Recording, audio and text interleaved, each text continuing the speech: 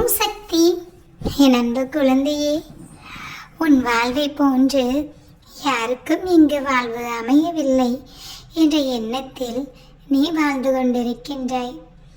அடுத்தவர்களின் தேவைகளை அறிந்து அவர்களுக்கு நல்லது செய்ய வேண்டும் என்று ஒவ்வொரு நாளும் தேடி தேடி உதவி செய்து கொண்டிருக்கின்றாய். ஒவ்வொரு நாளும் உன்னை பற்றியோ, உன் மனநிலை பற்றியோ, உன் உடல்நிலை பற்றியோ நீ கவலைப்படவில்லை ஒரு துளி கூட. ஆனால் மற்றவர்களை நன்றாக பார்த்து கொள்ள வேண்டும் என்று உன் மனம் நினைக்கிறது.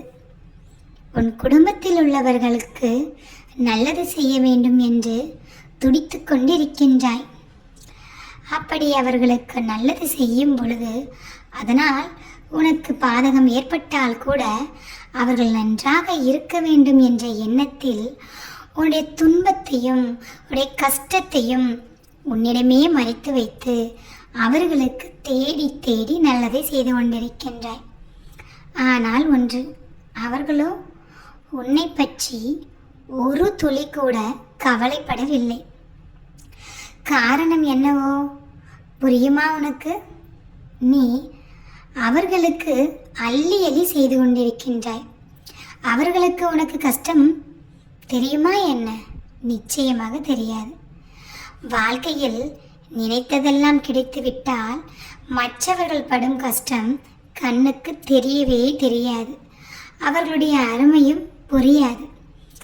வாழ்க்கையில் கஷ்டம் என்ற ஒன்று எப்பொழுது வருகிறதோ அப்போதுதான் அவர்கள் துன்பத்தை சந்திக்கிறார்கள்.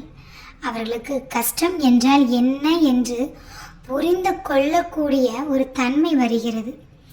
அப்போதுதானே மற்றவர்களுடைய அருமை புரியும்.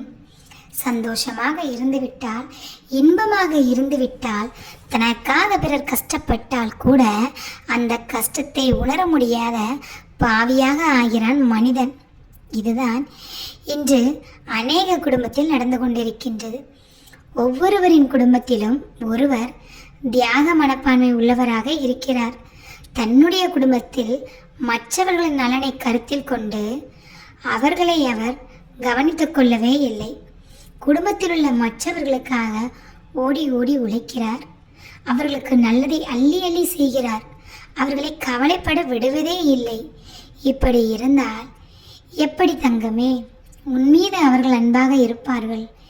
எப்பொழுதுமே தன் குடும்பத்தில் உள்ளவர்கள் நன்றாக இருக்க வேண்டும் என்று நினைப்பது தவறில்லை.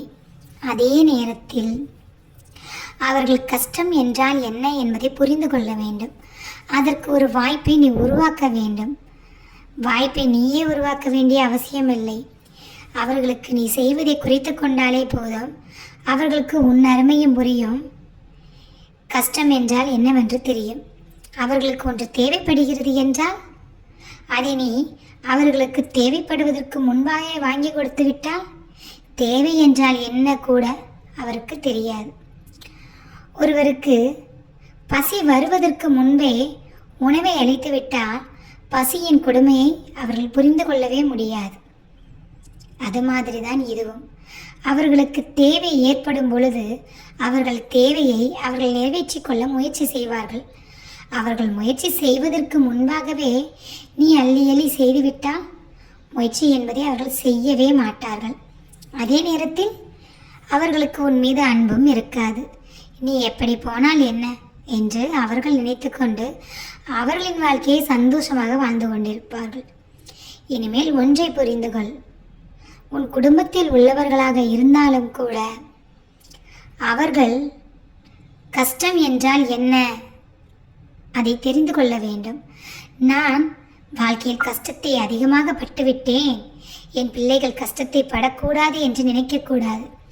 கஷ்டத்தை பட்டால் மட்டும்தான் கஷ்டத்திலிருந்து வெளிவரவும் தெரியும். உன் மீது அதிக அளவிலான அன்பும் இருக்கும். இனிமேல் புரிந்து கொண்டு நல்லதை செய். உன்னை செய்ய வேண்டாம் என்று சொல்லவில்லை. ஆனால் அவர்களும் நல்லது என்பதை புரிந்து கொள்ள வேண்டும், நல்லது அல்ல என்பதை புரிந்து கொள்ள வேண்டும். அந்த சூழ்நிலையை நீ அவர்களுக்கு உருவாக்கி தர வேண்டும். அப்பொழுதுதான் உன் குடும்பம் சந்தோஷமாகவும் நிம்மதியாகவும் இருக்கும்.